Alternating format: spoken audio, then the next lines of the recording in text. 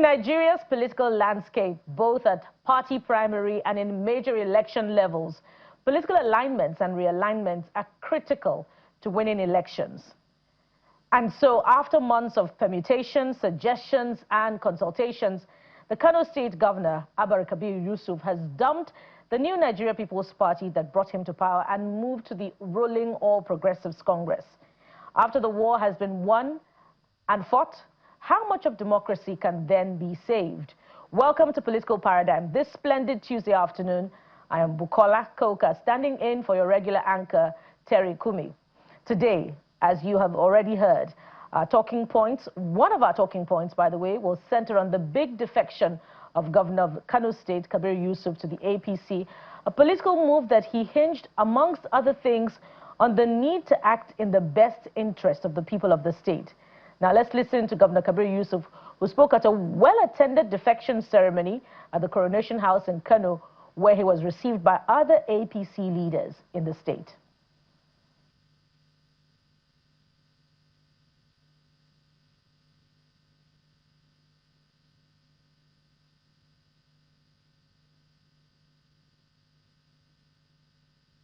Consultations, careful reflection, and a sober assessment of the present realities and the future needs of Kano State.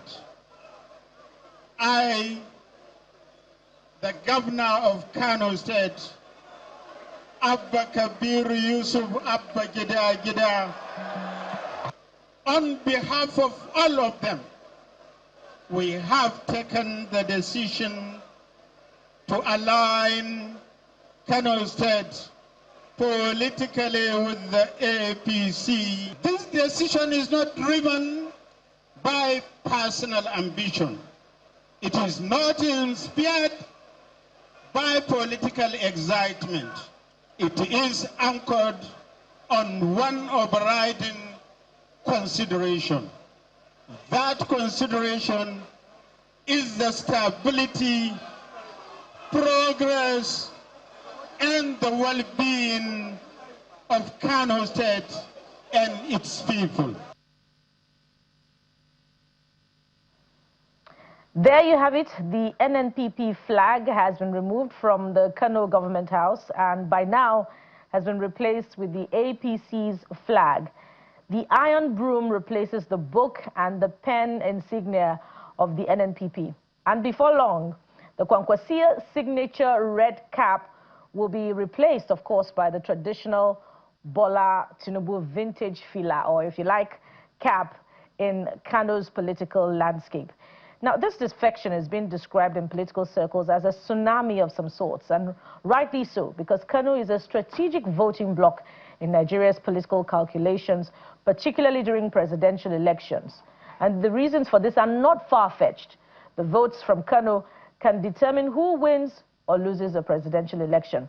Now, in this defection episode, political godfather and godson appear not to be in agreement, a factor visible in the resignations from the Kano Government House trailing this defection. But do the actors in the Kano political landscape realize the implications of this big move for 2027?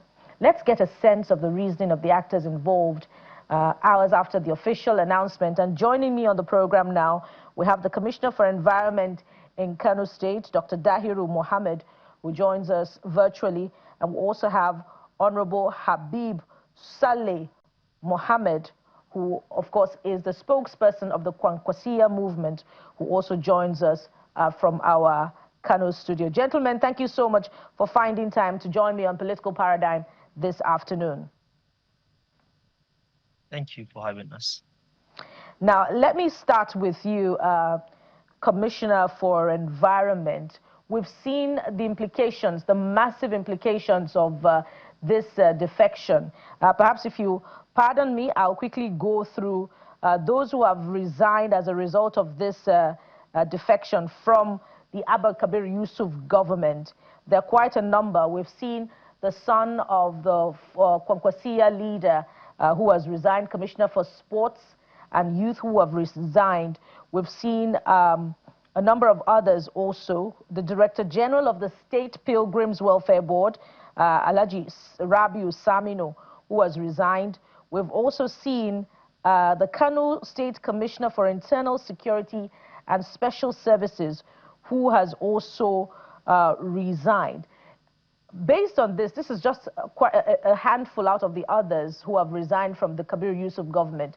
Based on this, does it not show that perhaps this political decision wasn't well thought out?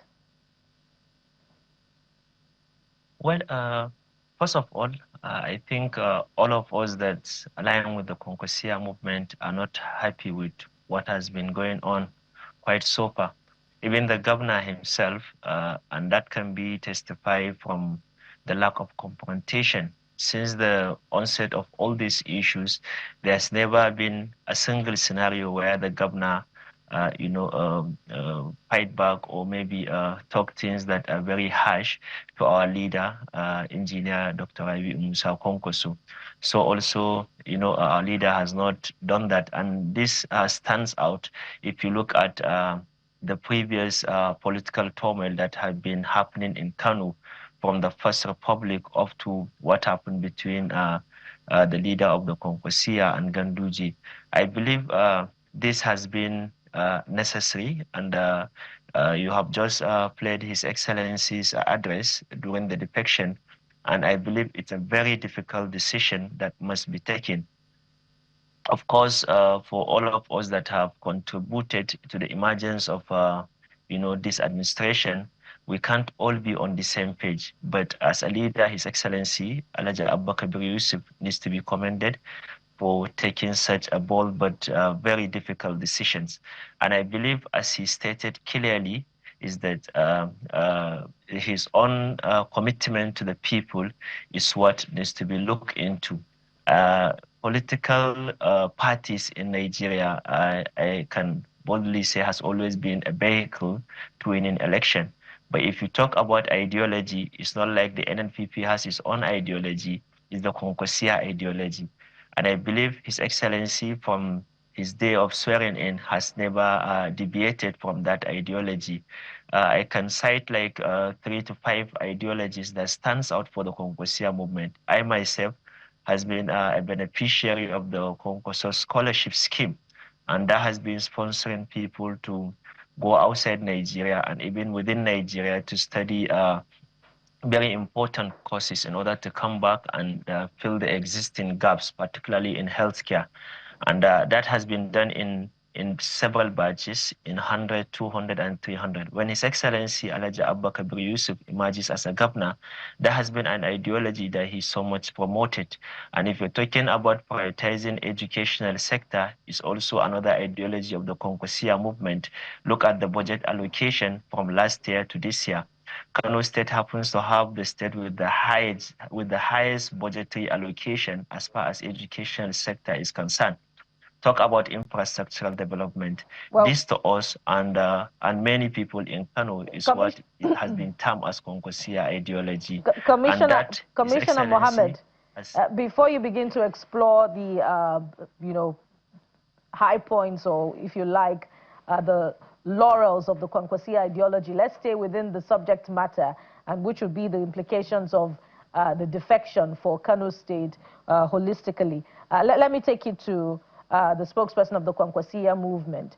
And now you have quite a number of people who have decided to remain on your side. I just listed the numbers of those who have chosen not to defect but to remain with the NNPP.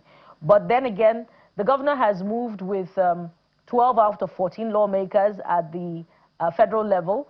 There are also 22 out of 24 lawmakers the state assembly level who have gone with the governor. And not to talk of all local government chairmen. And that's the structure. That's where the numbers are. So what are you left with in terms of the traditional voting bloc that Kano has with this defection? Well, alhamdulillah, I would like to start by thanking you for giving us opportunity to state our own side. And as far as your question goes, I believe those that have followed the history of the Konkosia development, its evolution to this particular level, they understand that it is not those in power that makes Konkosia. It is always the Konkosia that makes people.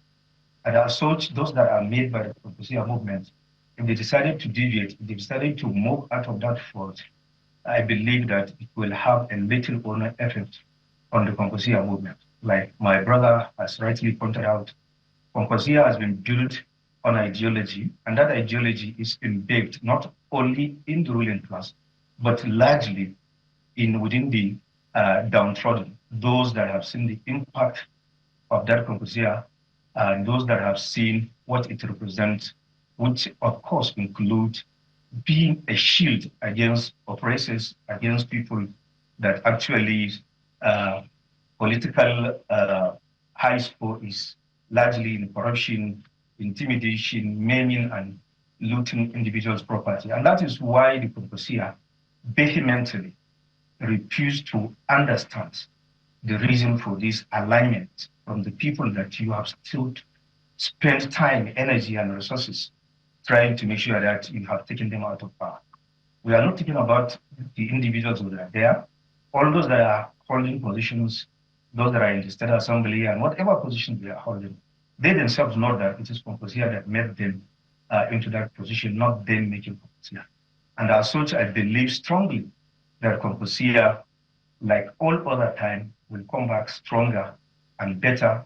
And also, the commitment will always be there, because the relationship between this movement and the electorate is not a fake one, it's organic.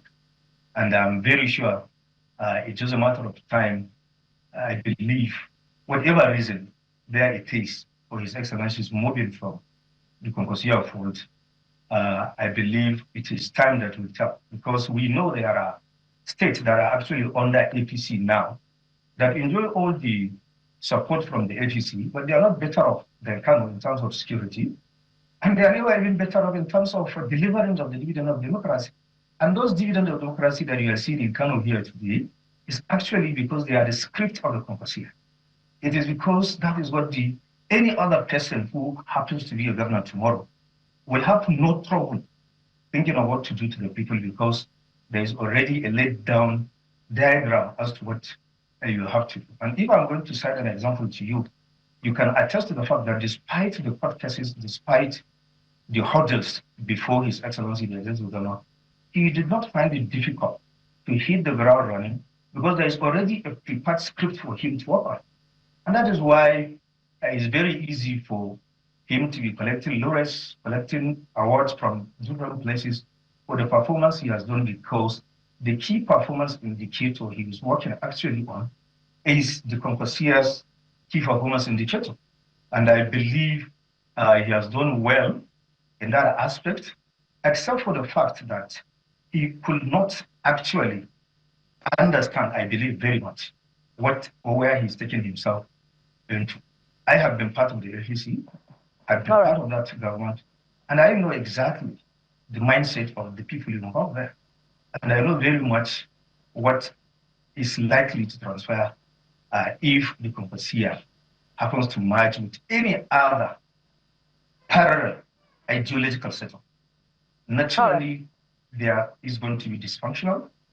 There's going to be a loss of focus, because the focus now will be drained from the original plan as to where you want to take economy, because politics is all about compromise. The fact that he has met other people, naturally will want to compromise on those principles, on those particular ideologies that he has actually known to have. Let's return to Commissioner Dahiru now. You heard him. You heard your colleague in the Konkosia movement. He says, amongst other things, that Governor Kabir Yusuf is working on a Konkosia script, and all those who have chosen to go with Governor Kabir Yusuf were made by Konkosia. And in fact, many have said, or it is a healthy consensus, even in Kano, that Governor Kabir Yusuf was made by Konkosia. He rode on the shoulders of Alhaji Rabi Musa Kwankwaso and on the NNPP to power in Kano State, and that this move is nothing short of a stab in the back, not just for the Konkosia movement, but for the people of Kano who stood by him when his election victory was in dispute. And to that, how do you react? Well, first of all, I think this defection goes beyond individual. We're talking about a state. We're talking about first of the people. And I believe Kano being Nigeria's commercial nerve center cannot continue to stay in isolation with the federal government. There are projects that can never be implemented without aligning yourself with the central government. And as my brother here said, there is a script that this administration has been working on. And up to this time, no one issues a statement that that script is not going to be continued with.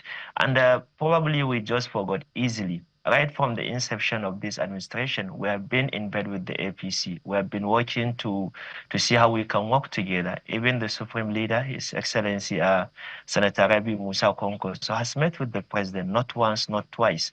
And that shows you that joining APC will not affect what is currently going on in Kano. Had it been there is going to be any issue for us to join APC, that conversation wouldn't have been started in the first place.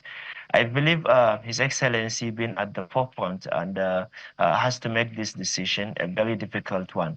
Obviously, for anybody that has been in Kano, have seen the level of compromise from security agencies to development projects. We have seen state benefiting. Probably state are not better off than Kano because they have no working script. And this concourse here that we're talking about, the 44 local government chairman that defected alongside His Excellency, are all advocate of Concoursia ideology, and you don't expect them to just easily drop that ideology and say they are not going to build on that script. So also the members of the State House of Assembly, the members of State House of Representatives. And if you ask me, the side of His Excellency now have the lion's share of the Concoursia movement. And we are not blaming anybody, but there has never been 100% defection in Nigerian politics. And I believe this is normal, but whatever it is, posterity will judge whether the movement has been done in the right track or not. Mr. Dahiru, if I may come in there, you said earlier that right from the onset, the NNPP government had been in bed with the APC. Are you confirming suggestions to the effect that from the time that your governor won securely his victory at the Supreme Court, that he was always under pressure by the APC government to defect to the APC, and his victory was a sort of exchange for a defection? No, I think literally it was quite a turning point. I work of call Fasi because if you look at it, Kano has always been radical. We have always refused to align with the central government. But what have we benefited from that? From the First Republic of Tinubu PRP and even of recent the Concoursia movement. We have never aligned ourselves with the central government. But we are at a time where the central government plays a significant role in the accomplishment of whatever the state wanted to achieve. That's not the answer. That's not the answer to my question, Commissioner Dahiru. Was your principal's victory at the Supreme Court an exchange deal with the APC government for a defection, ultimately, that we have now seen? Well, I am not aware whether there has been any deal or not. That I cannot, build on. But what I'm saying is that it was obvious. Everyone has seen it. We have been in talks with them because we have come to terms that the NNPP is a regional party. And for you to work, to be able to accomplish all that you want to accomplish, there is a need for you to get a better platform. So maybe that has been the primary cause of the discuss. But whether there has been negotiation, whether there has been agreement, that I cannot say. Well, but you have by yourself indicted the federal government by suggesting that economic interventions are given on the platform of, exchanges of defection, as we have now seen, because we wonder why, democratic intervention should not come to you as a matter of right instead of as a matter of politics. But you didn't quite answer the question about whether or not, you agree that this is a betrayal. But let me take it to Mr. Habib. Well, I think before you take it to Habib, there has not been any indictment here. Let's get to Mr. Habib. You've been talking for a while. Mr. Habib, let me bring it to you now. Does your principal feel betrayed? And talk to us about that part of the conversation. We'll get to you again, Commissioner Dahiru. Well, I believe not only my principle, I think the entirety of the Confucian movement, and to the large extent, even those that are actually are neither in any political or belongs to any political party, those that are actually looking for the progress of the state, felt actually betrayed. And betrayed in the sense that they have put in so much effort, you understand, for more than 8 years, trying to make sure that they have returned the state back to where it should be. If you remember when our principal left the office, there are so much programs that were designed to take Kano far, far ahead of its phase, and which continue to manifest. And thank God he has cited example with himself particularly. So much investment is made into education, trying to make sure that Kano lead the entire North in terms of taking us within that particular stigma of illiteracy and what have you. And it is a testimony that today there is no institution in the entirety of the northern Nigeria that you do not have a scholar who was actually under the scholarship of His Excellency. In fact, there are institutions, if those scholars are there out, that institutions will naturally collapse. So, and if you look at those people that we are trying, or they are trying to align with now, you understand the track records, how they treated issues that has to do with people, you understand there is really no justification as to why there should be any kind of defection. And also, if you are trying to talk about aligning yourself with the center, we have seen how Lagos itself fired under the President Bola Tinubu when he was the governor of the Lagos state.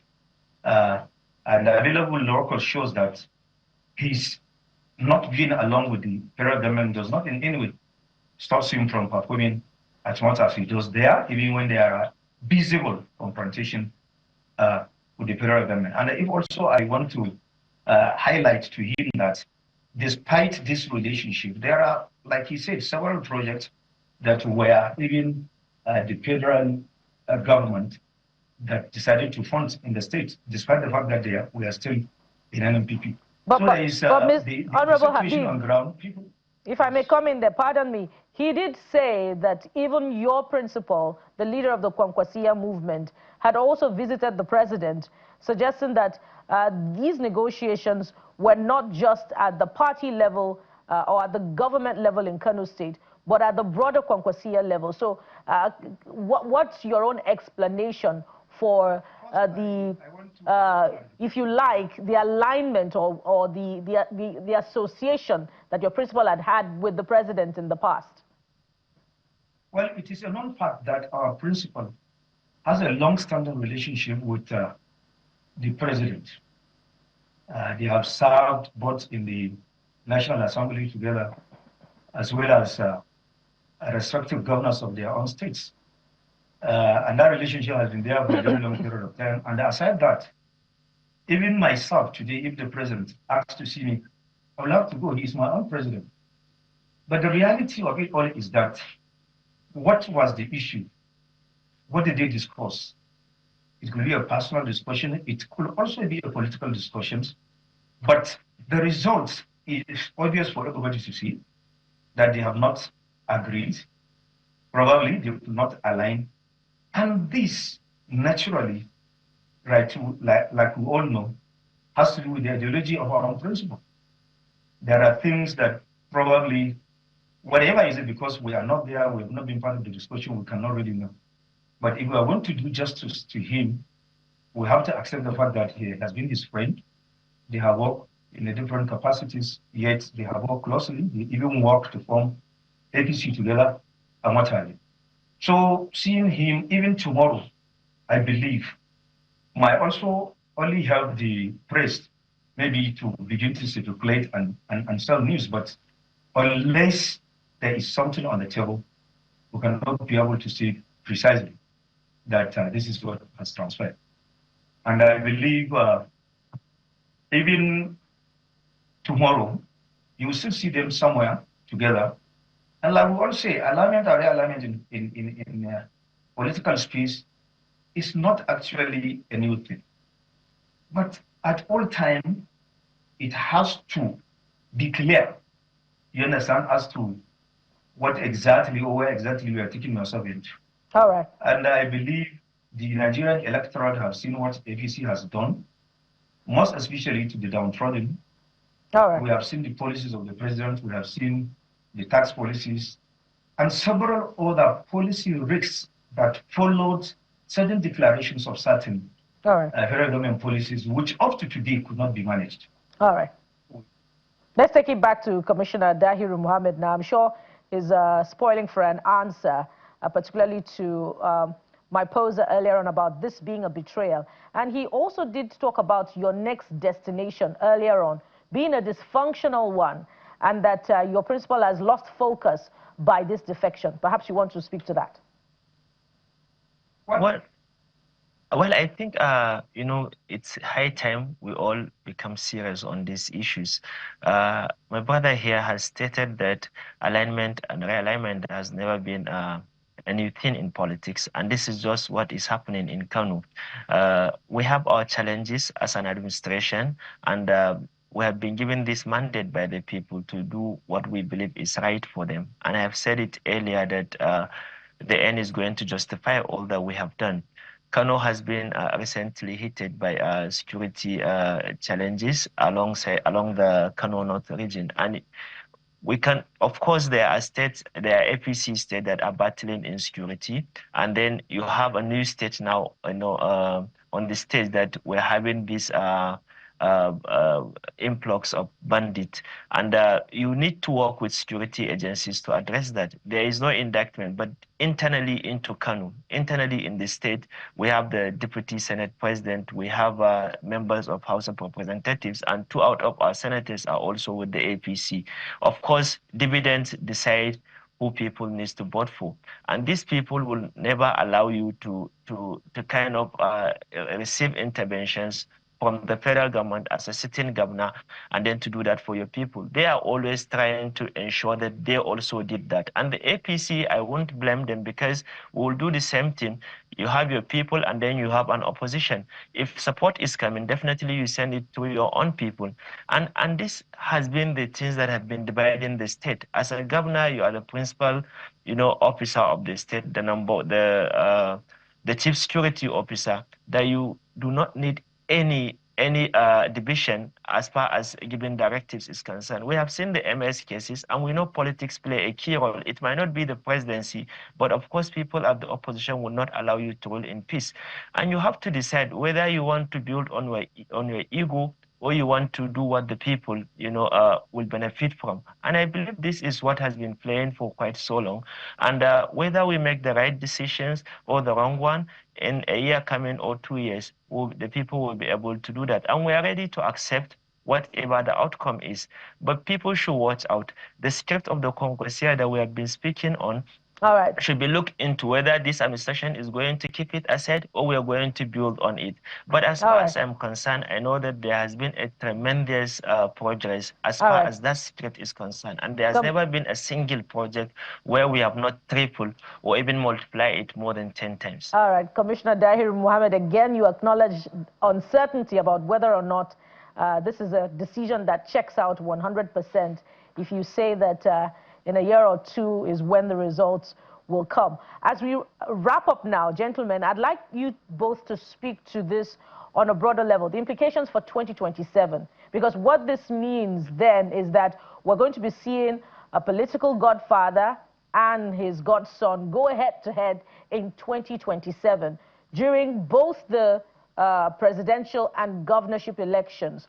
What are your projections, perhaps from your strategy meetings, on how this will affect the traditional voting bloc that we know Kano to be? I'll start with you, Honorable Habib. Well, I think, like I rightly said, Konkosia is one family, and Kano have a trust in the Konkosian simply not because Konkosia is bribing them or is doing things or forcing or coercing them. Members of Konkosia joined Konkosia and are with Konkosia at their own free will, and because of what they have aligned their individual aspiration together with what the Concosia is offering. And that can never be denied. No matter how long it takes, no matter how much effort is put into place, people will always remember that. And I believe strongly Concosia, like all the time, will come back stronger because people of Kano State... Are you certain that you're going to win the elections?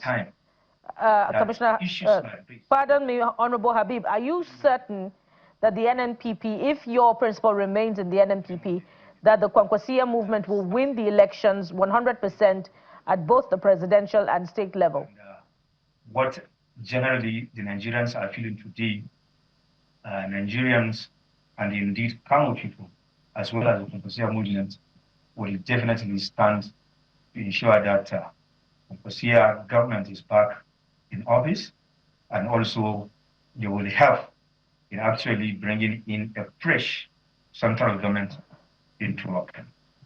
All right. Perhaps you didn't hear my follow-up, but I'll just take it straight to Commissioner Dahiru. Your principal will go head-to-head with his former boss, Alhaji Rabi Musa Kwankwaso, in the next elections. What are your projections about what the outcome of the elections will be at the presidential and governorship elections?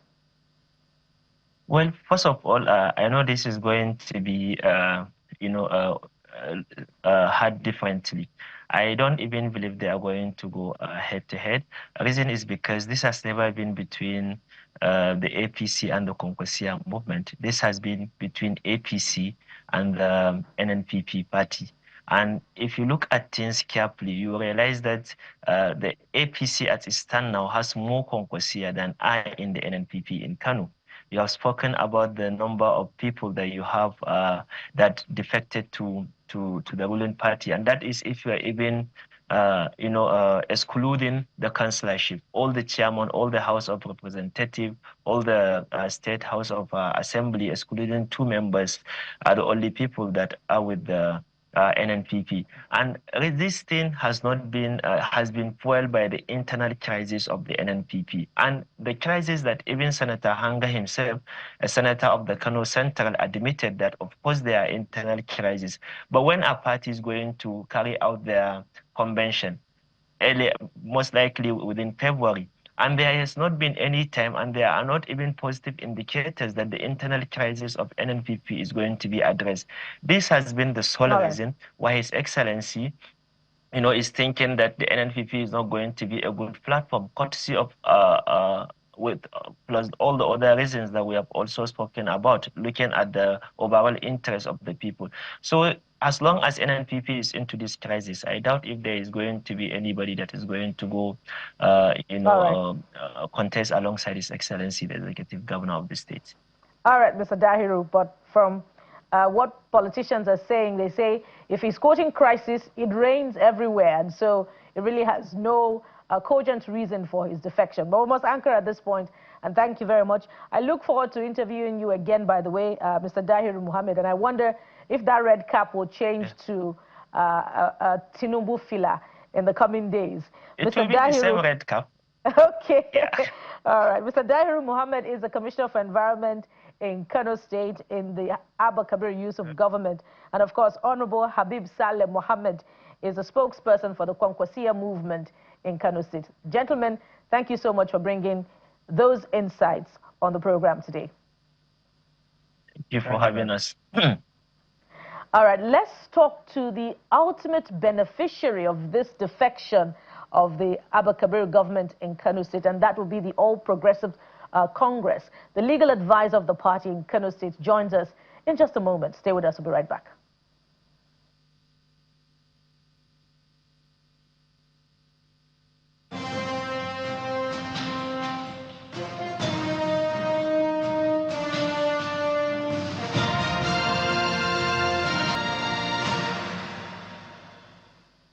Welcome back. It's still Political Paradigm right here on Channels Television, and we've been looking at the implications of the latest defections from the states. That's the defection of the Kano State governor from the NNPP to the All Progressives Congress, the ruling party at the center.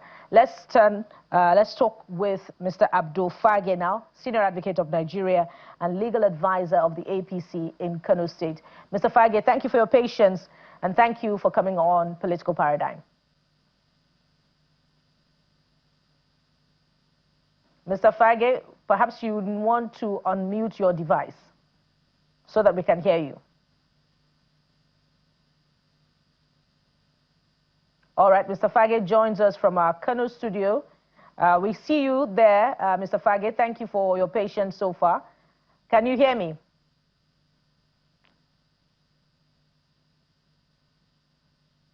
Can you hear me, Mr. Fage? All right, I'll just go right ahead and begin with my questioning. Let's begin by looking at, in the hope that you'll hear me eventually, or you can hear me already. Let's begin with the propriety of this defection in the light of the most recent political history in Kano State.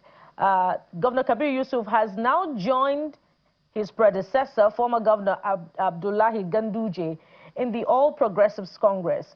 Recall that in 2024, Governor Yusuf reversed a key legislation in Kano State by assenting to a bill that reversed the creation of Emirates, which also saw the reinstatement of Emir Sanusi Lamido in Kano State.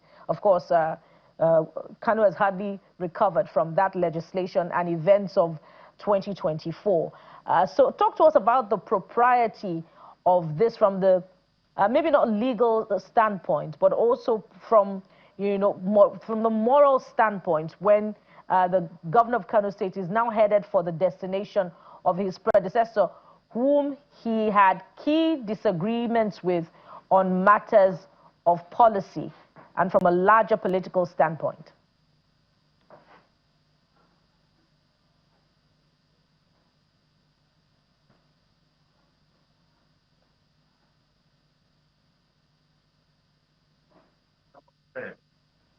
Just all right. 2020.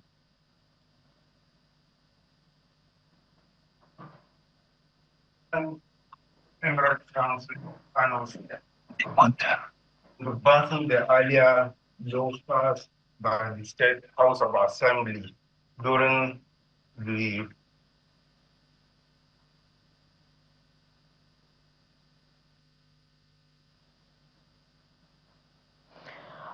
pardon me, Mr. Abdul Fage, we may have to return to you as soon as that network problem is addressed. We'll return to you for that conversation. Let's head to the next leg of our conversation now on the program, which is we're switching gears, of course, from the Kano topic to another key political talking point in the last week or two. Ahead of the 2027 presidential election, indications have emerged that President Bola Tinubu is quietly considering 4 prominent Christian leaders as possible running mates. Now, the reason this cannot be ignored is because it comes about 7 months after the APC Vice Chairman Northeast Caucus last year caused a ruckus at the Northeast Summit of the party when he endorsed President Tinubu without reflecting in his endorsement Vice President Kashim Shettima's name.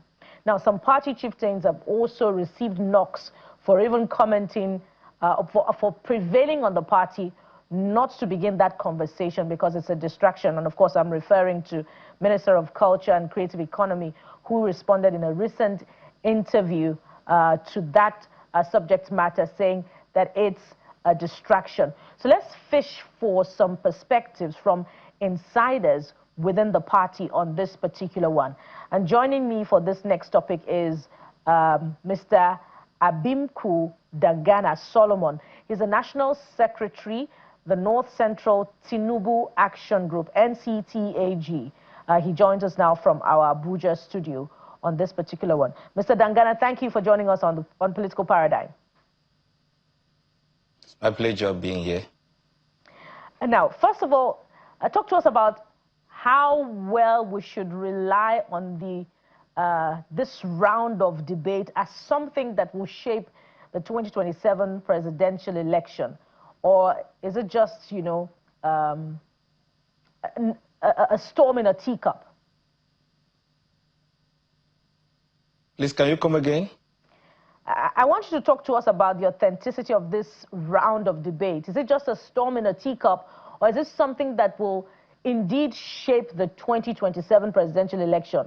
I'm asking you in another way to confirm that indeed, from what you're hearing, that President Tinubu is planning to drop his current vice presidential candidate and pick a Christian running mate, before we begin to look at the factors that may have brought us here in the first place.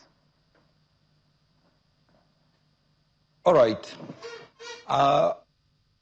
The issue of dropping the vice presidential candidate, Kashim Shettima, is a clarion call by a section of people who feel that they are marginalized as far as this country is concerned. And these sections of people are the Christians, especially from the northern Nigeria. If you could recall vividly what happened during the 2023 election, many Christian stakeholders, and indeed the electorate from the northern part of the country, we are not happy with the selection of Kashim Shettima as the vice presidential candidate of the APC, because they feel they are part and parcel of this country. And if the president is a Muslim, it is supposed to be that his own running mate should be a Christian. So it has been a subject of debate within a cycle of some people within the country, but I cannot confirm whether or not the president will drop him. But I feel if he will drop Kashim Shettima and pick a Christian running mate, indeed, the 2027 election will see a new light. Speaking of light, of the names that are being considered, there are 4 of them. I'm sure you know all 4 of them, because yes, it appears as if you are in the vanguard of the advocacy for a Christian ticket instead of a Muslim ticket. So which name, you know, resonates with you the most of the 4 on the list? Well, I don't want to sound sentimental on this issue, but looking at the fact at hand, all the 4 people that were mentioned are Christian politicians from the northern part of the country. But to my mind, one person among them stands out, and that person is Right Honorable Yakubu Dogara. Because Honorable Yakubu Dogara is a seasoned politician who has been in the House of Representatives for 18 solid years. And he was not just in the House of Representatives, he rose to the status of the Speaker of the National Assembly. And during his term as the Speaker, we see how stable the House of Representatives was. There was no chaos. He was able to talk the ship of the National Assembly as the Speaker, with all the National Assembly members, you know, submitting their loyalty to him. So if he is picked as the vice presidential candidate, to my mind, the APC will have a better person in him. The APC made a mistake in 2023 by picking Vice President Kashim Shettima as running mate in what was widely condemned as a Muslim ticket. And is the party, by this purported consideration, acknowledging that indeed it made a big mistake at the time?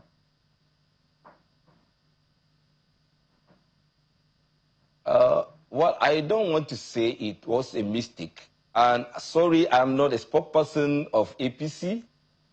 I believe there must be a reason for the party to pick Kashim Shettima as its own running mate in that election. But what I'm saying here is this. many people are not happy with that decision because their interest is not represented in this government, where you have a Muslim president and also a Muslim vice president. And that is why the call all over now, especially from the Christians in Nigeria, is that the president should pick a Christian vice presidential candidate this time around, so that there should be a balance in the ticket. So there are so many things that happen from the time that this government come on board to date. And I think if you are monitoring the reaction of the people, it's part of the fact that people are very happy with the way President Bola Ahmed Tinubu has been steering the ship of Nigeria. Many people are still not comfortable on the fact that a Christian is not in the Aso Rock. And that is why people have been calling. And I also want to join. This time around, I feel the right thing to be done by the party is to bring a Christian vice presidential candidate so that there should be a balance in the ticket. So are you also, you're acknowledging that Christians are not represented in this administration? The interests of Christians are not represented because there's no Christian in Aso Rock.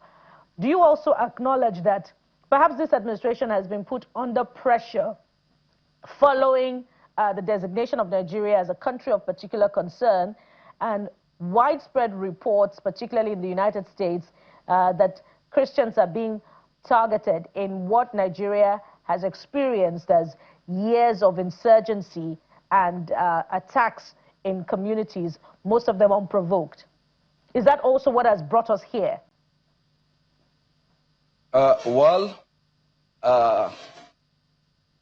It is not part of what brought me here. Actually, not you. Pardon me, Mr. Dangana. Not you, but your party in this purported consideration for a Christian running mate in the 2027 presidential election. Okay, I understand your point now. Actually, the Christian in the northern Nigeria or Christian in Nigeria at large will feel being left out. So the issue of American tagging Nigeria as a country of particular concern has nothing to do with our own political party, the APC. But the Christian in Nigeria, of course, when it comes to interest in government, we feel we should be carried alone.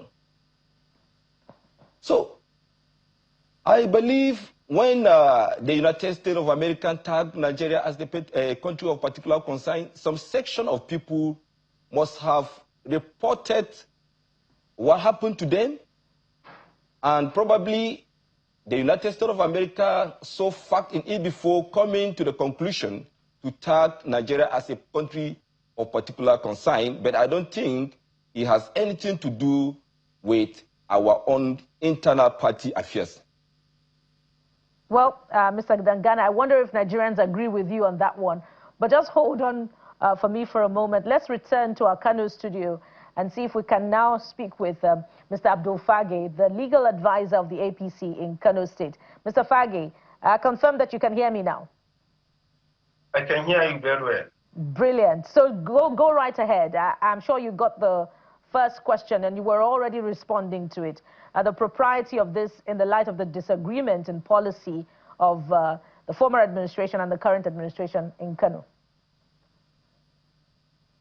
Well, as I earlier stated, you know, the law was passed by the Kano State House of Assembly, and the executive governor of Kano State assented to it sometimes in 2024, late 2024. And that law is being challenged by some certain people, including Sarakin Dawaki Metuta of Kano State, who is currently part of the kingmakers in the earlier law before it was. In the earlier law, he was kingmaker, and he was challenging the deposition, or rather the assenting of that law into effect by the executive governor of Kano State. And the matter is still pending before Supreme Court of Nigeria. So I don't want to talk much on the issue, especially the issue of challenging the law which was passed by the executive governor of Kano State. The matter has been subsidized, and me myself being part of the legal team that is challenging that law. So for that I cannot say much. But for the person of the law, it's not the executive governor. You know how the law is passed under our constitutional government. It's for the members of the State House of Assembly, after discussing with their constituents, because all the 40 members of the State House of Assembly are representative of the entire over 20 million people of Kano State. And they represented them there. So whatever they pass is deemed to have been passed by the majority of people of Kano State. And once it's assented by the executive governor, it's a law subject to challenge, which is now being challenged before the competent court. Okay. We're running out of time. Let me get this one in before we wrap up. Granted that is sub judice. This is another sub judice matter, but on the sidelines of it, the current governor is trying the former governor alongside his wife on corruption allegations. I believe the Abba Yusuf slammed an 11-count charge on corruption on former governor Abdullahi Ganduje. And so now that he has joined his predecessor in the All Progressives Congress, can we consider that former Governor Ganduje's sins have been forgiven and those charges will be dropped? Well, first of all, the former governor of Kano State, His Excellency Dr. Abdullahi Umar Ganduje, committed no sin. It's you now I heard from you for the first time. But for the charge, it is my firm belief that there is charge pending before the court, alleged that he committed certain offense. That is the allegation level against him, court of the charge before the court.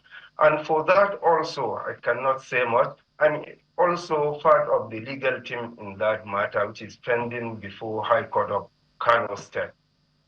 But we did see him at the Coronation Hall of the Kano Government House yesterday receiving his successor into the All Progressives Congress. So should we be surprised, now that they are in the same political family, if we do not hear anything about that trial anymore? No, actually, for being at the Coronation Hall yesterday, even myself, I was there. I attended the occasion yesterday. So also the former executive governor was there. And the decision of dropping or not dropping, it lies with the Ministry of Justice of Kano State, and not only the Ministry of Justice of Kano State, based on the allegation level.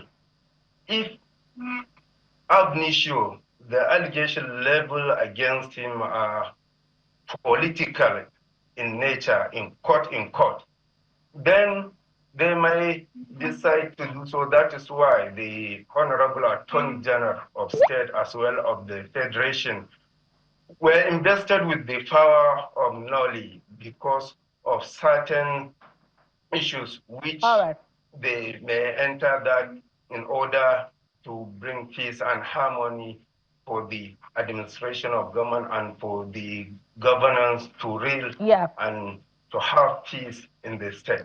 Ultimately. And you say that that decision lies with the Kano State Judiciary. We'll be back to remind you. No, I didn't if say that judiciary, case is dropped. Ministry of Justice. Sorry, yes. I didn't say, so we'll be back to remind you if we hear nothing again about that case. But we must thank you very much, Mr. Abdul Fage, Senior Advocate of Nigeria and Legal Advisor of the Kano APC. And of course, not forgetting to thank Mr. Dangana, Mr. Abimiku Dangana Solomon, the National Secretary of the North Central Tinubu Action Group, who joined us for the conversation on the considerations to dropping the Muslim ticket by the APC in 2027. You joined us from our Abuja studio. Gentlemen, thank you so much for coming on the program. Thank you very much. Thank you. We really appreciate it. And this is where we drop the anchor. I'll be back again same time next week on Political Paradigm, standing in for your regular anchor, Terry Kumi. I am Bukola Koka. Bye for now.